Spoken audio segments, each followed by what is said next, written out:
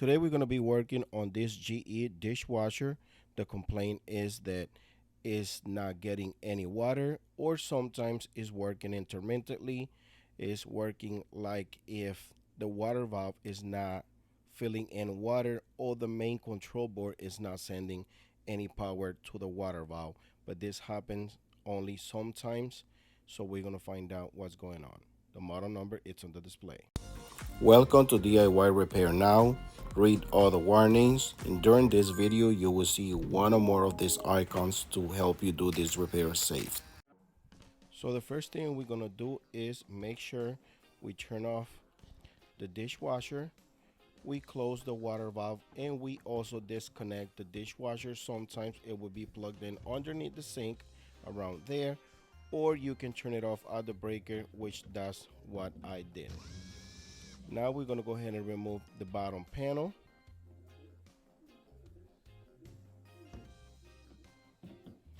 These are two 1/4 screws, so you can use a 1/4 screwdriver, or you can use your drill with a 1/4 bit to remove those two screws. Next, we're going to go ahead and disconnect this harness that goes to the touchpad and controls, and this is the harness that goes to the main control board.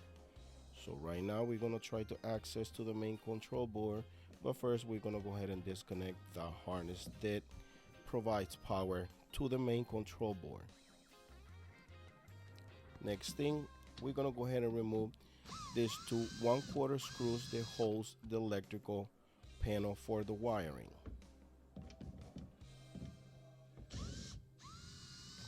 Once you move those two screws, you're just going to go ahead and remove this panel that holds the wiring in place. Just push it back, because that's where the main control board is, and the main control board have to come down. Now you're going to go ahead and remove this 1/4 screws that is holding the main control in place. As you see, once you remove it, it falls down, and that's the way that mechanism works. Now we're going to go ahead and remove these harnesses from the main control board. I'm trying to do this with one hand, but at one point I have to use two hands to remove them. These are connectors. They are press and release.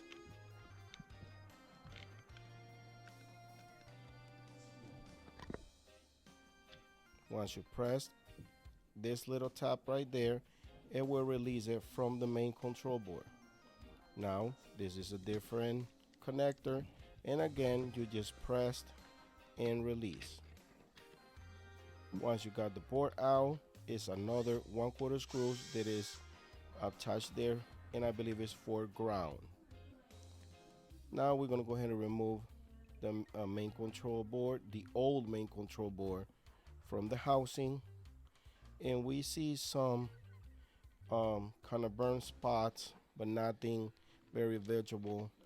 We see some burn spots on the old housing, which is the white plastic piece that holds the main control board in place. As you see right there, we just fit the other one in place, but this one looks brand new. It's also brand new, but this is the burn spots that I was telling you about. So that could be an indication that the main control board is not sending power to the water valve. Now, when we came and did this diagnostic, the dishwasher worked fine every time. Now let me tell you, just go ahead and connect this three connections and the new control board. Once you put those three connectors or harness and the main control board, you're gonna go ahead and try to put this main control in place. Make sure all the wiring sits the way it's supposed to. You can put this video in slow-mo if you want to see exactly how it goes. Go ahead and install the 1/4 screws that holds the main control board, and now you're going to go ahead and install the two screws that hold the piece of metal for the wiring.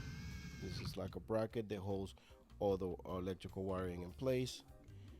In your case, maybe it's going to be another little box covering the wire, but in this scenario, that piece of cover was not in place. Maybe somebody else took it. Go ahead and plug that harness for the power that goes to the main control board, and this connection, this harness that goes for the low voltage to the touchpad in the front. Now we're going to go ahead and remove the water hose with a vice grips or a hose tool that is special for it to be able to remove this water hose from the water valve. Now we're going to go ahead and remove the screws that hold the water valve in place.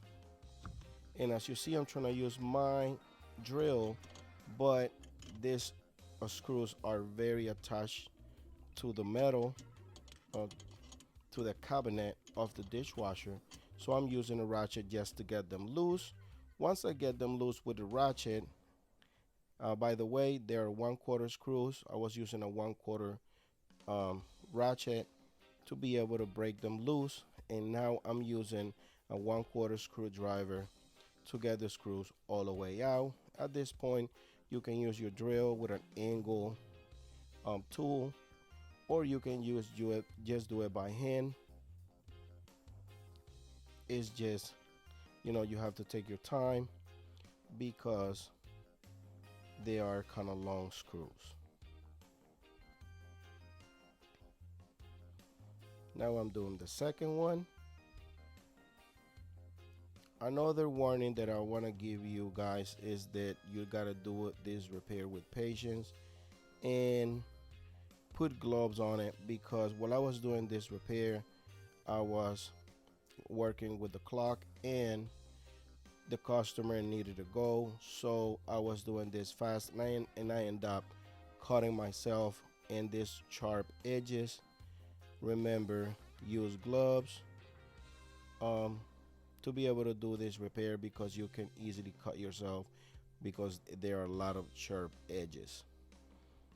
Now I'm trying to do this water valve in place, but a lot of people remove the whole dishwasher to be able to get to this water valve. However, this is the way I do it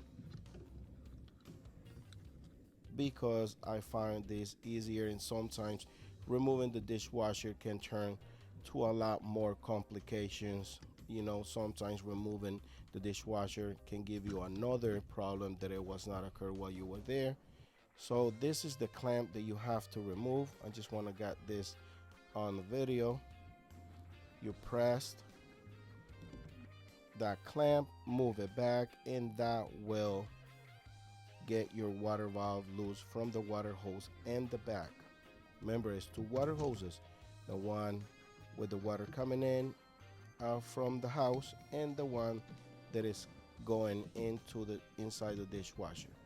Now we got the new water valve in place. Remember to plug in the harness for the electrical. I'm sorry I didn't got that on the video, but I told you guys I ended up cutting my finger. It was not a big deal, but again, is if you don't mind taking the dishwasher all the way out, that will give you more room to work with. Once you got the water valve in place and the screws screwed in, go ahead and attach your water hose.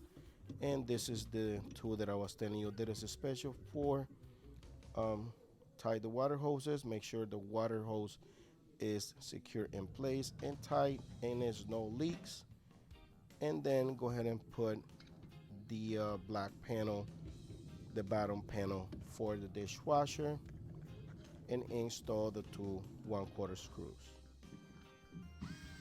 As I was saying before, that I was trying to explain to you guys, the reason why I decided to replace both is because every time we take a look at the dishwasher, it started working fine.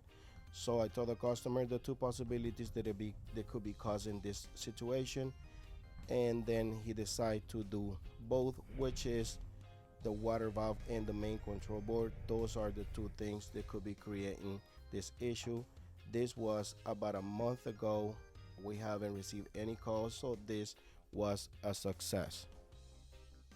If you like this video, please give us a thumbs up, subscribe to our channel. Thanks for watching.